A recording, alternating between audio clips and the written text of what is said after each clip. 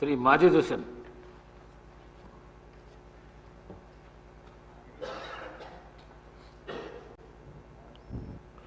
Speaker साहब, मैं तहे दिल से शुक्रगुजार हूं कि आपने जीरो ओवर में मुझे मौका दिया। मैं आपके जरिए से हुकूमत के सामने ये बताना चाहता हूं साहब कि नामपल्ली हलके में मेजर गवर्नमेंट हॉस्पिटल से जो रियासत तेलंगाना के सबसे बड़े हॉस्पिटल है, एक है MNJ कैंसर हॉस्पिटल, दूसरा है नीलोफर चिल्ड्रंस हॉस्पिटल, तीसरा है सरोजनी देवी हॉस्पिटल और एक सबसे बेहतर परफॉर्मिंग नामपल्ली वार्ड हॉस्पिटल है साहब, जिसके ऊपर हुकूमत की नजर होना सख्त जरूरी है। नामपल्ली एरिया हॉस्पिटल में करीबन 500 से ज्यादा आउट पेशेंट्स हर रोज आते हैं और उसका आउट पेशेंट वार्ड तकरीबन पूरा कंजस्टेड हो चुका है और वहां पे जो गरीब आता है उनके लिए कई दुश्वारियां वहां पे हो रही है।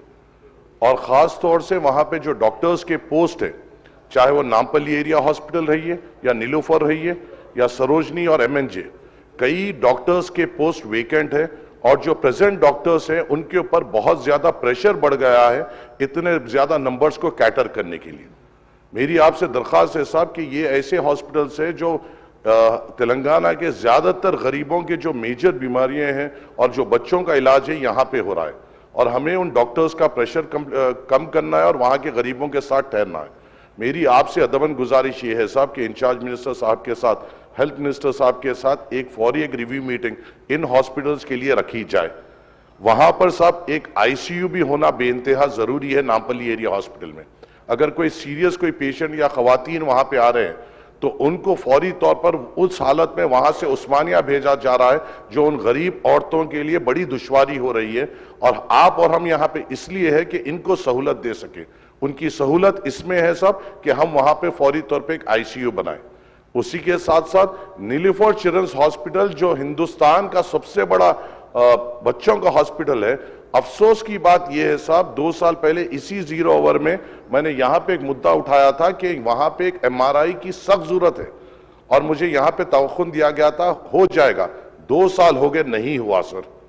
बच्चों को, छोटे बच्चों को MNJ कैंसर हॉस्पिटल में जाकर MRI कराना पड़ रहा है। हमें इमीडिएट तौर पर नीलोफर चिल्ड्रंस हॉस्पिटल में MRI लाना पड़ेगा।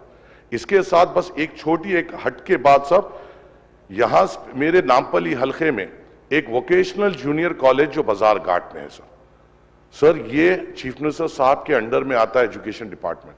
पिछली बार बारिशों में हर एक मीडिया ने रिपोर्ट किया है कि ये पर्टिकुलर कॉलेज पूरा डिलैबरेट कंडीशन में है और यहाँ पे जो बच्चे पढ़ रहे हैं इनकी जिंदगियों को खतरा है।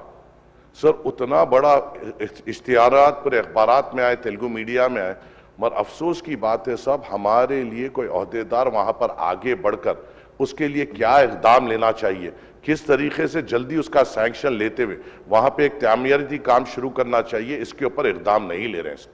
खुदा ना खास्ता कुछ हादसा होगा, कोई ऑफिसर बदनाम नहीं होगा सर, कोई ऑफिसर पे उंगली नहीं उठेगी सर।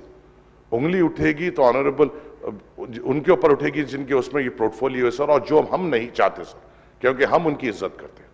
हम ये चाहते हैं साहब ये मुद्दों पे सीरियसली तौर पे नोट लिया जाए, एक रिव्यू मीटिंग इंचार्ज मिनिस्टर साहब के जरिए से इन 3-4 हॉस्पिटल की बुलाई जाए, वोकेशनल जूनियर कॉलेज को इमीडिएट सीरियस तौर पे लेते हुए वहां की जो सैंक्शन अमाउंट, मेरे हिसाब से साहब डिप्टी चीफ मिनिस्टर साहब के पास 2 बार वो फाइल आई वोकेशनल जूनियर कॉलेज की, अगर उसकी मंजूरी मिलती है तो अपने गरीब बच्चे जो माशी तौर पे कमजोर है, जो पैसों की वजह से अच्छे कॉलेजेस को नहीं जाते, जो वहां पे जाते हैं, उनकी हम हिम्मत बन सकते हैं।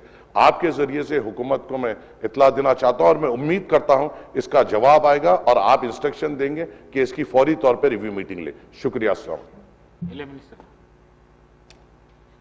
स्पीकर सर, जनाब माजिद हुसैन साहब जो भी उनकी बातें रखी है मैं नोट किया हूं और इंशाल्लाह हम सीरियसली इसके ऊपर गौर करेंगे और रिजल्ट भी देंगे।